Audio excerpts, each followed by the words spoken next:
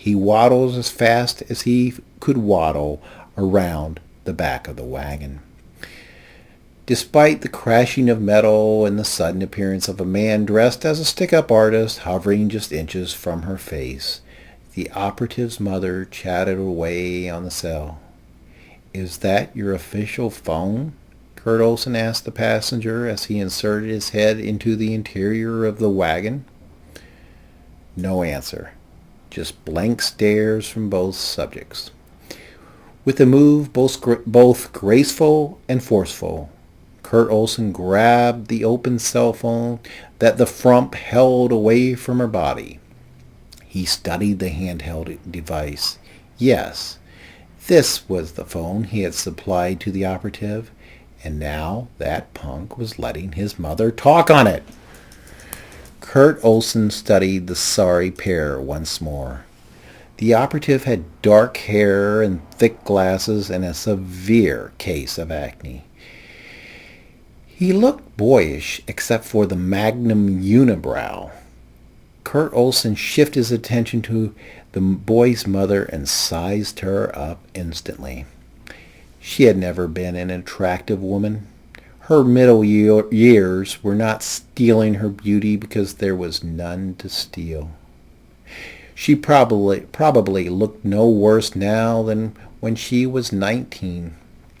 The dowdy house dress, the neglected mop of hair, and her wretched teeth said it clearly. Why bother? Pointing to the operative, he spoke in his deepest growl. "You go inside." Turning his attention to the lump in the driver's seat, he moved in close. He instructed her to drive to a McDonald's a half-mile down the road and wait for her son there. When both parties remained frozen for perhaps 10 seconds, Kurt Olson removed his handkerchief from his face so as to be clearly understood. He forced his torso all the way in and pointed his fingers in the passenger's face. "Inside," he growled, and instantly he was greeted with the wagon's door slamming against his nugo. Kurt Olson briefly reflected on the body damage and the unwisdom of filing an insurance report against a covert operative.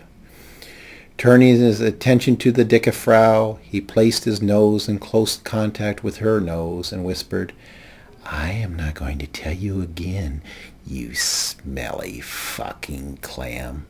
You drive down that road until you hit the McDonald's.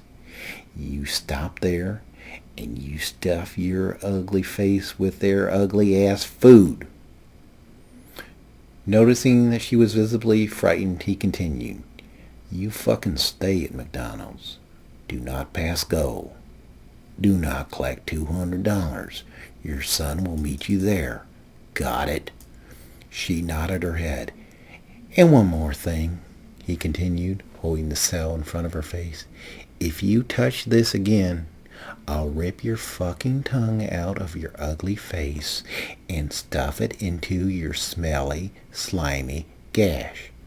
Comprende?" With the color removed from her face, the duly instructed affirmed her understanding with the motions of a bauble doll. Kurt Olson reached past her and turned the key in the ignition.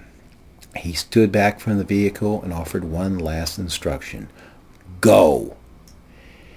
As it exited its cozy parking spot, the wagon scraped most of the Nugo's left side, but the driver did not stop to supply insurance information. Kurt Olson coolly assessed the damage to his leased vehicle. He thought that his anger had peaked, but the body damage spiked his rage anew. With his temples throbbing and his fists clenched, Kurt Olson stamped across the parking lot and stormed past the smokers clustered around the basement entrance. He trotted down the stairs and dashed through the open door of the conference room. The operative was talking to someone. He wasn't supposed to talk to anyone. Curbing his temper, Kurt Olson approached the source of his aggravation and whispered, I got to see you in private. The two men ambled back to the Nugo. Both men boarded the compact and Kurt Olson drove them to a nearby park. There, he pulled into a shading parking spot and killed the engine. Okay, I have a dozen things to say, so shut up and listen. First, you have a federal felony hanging over your head, conspiracy to procure narcotics. It wasn't narcotics, it was a smart drug. Kurt Olson shot his fist into the passenger's left thigh. Ow! I said shut up. The passenger fell silent. One more time. You are in trouble with the law. You volunteered to use your impressive computer skills. I don't know your real name, and that's for your protection. Your code name is Dragonmaster. Are we okay so far? Dragonmaster nodded. Your mom is not part of the package. If you go to prison, your mom can't come along. Her coming here today has jeopardized your status. She might also have put her life in danger. Dragonmaster blanched. No more mommy, okay? Dragonmaster raised his right hand to speak. Yes. Can you pick me up at my house when I'm supposed to meet with you? No. We're violating protocol right now by riding in the same car. We meet at AA meetings away from video cameras. We find a private place and you then answer my questions, but you find your own transportation. Dragonmaster sighed. And one more thing. No one is to touch your cell phone. Ever. Dragonmaster nodded. Now, someone else has delivered Trojan horses to the various targets that will dispense sickening pictures of kids getting raped by perverts. That's all taken care of. It's your job to use the URL we gave you to send shapeshifter emails to all your perpetrators. Have you sent the shapeshifter emails? Dragonmaster shook his head. Why haven't you done that? Dragonmaster hesitated. Sensing that he had been granted permission to speak, he explained, I don't know these people. I don't know why we are doing this to them.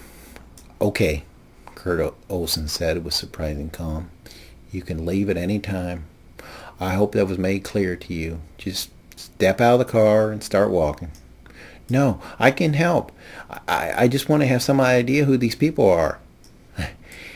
If need be, I can do your job. That's the protocol. We're just trying to help you out. We're just giving you a chance. I know. I appreciate that.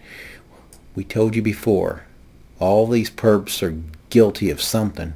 Something we weren't able to catch them doing. They are all dangerous criminals who are free to prey on more victims. We wanted to give you a chance to help us. To help society. I want to help. But you squandered your chance to redeem yourself. No, I want to help society.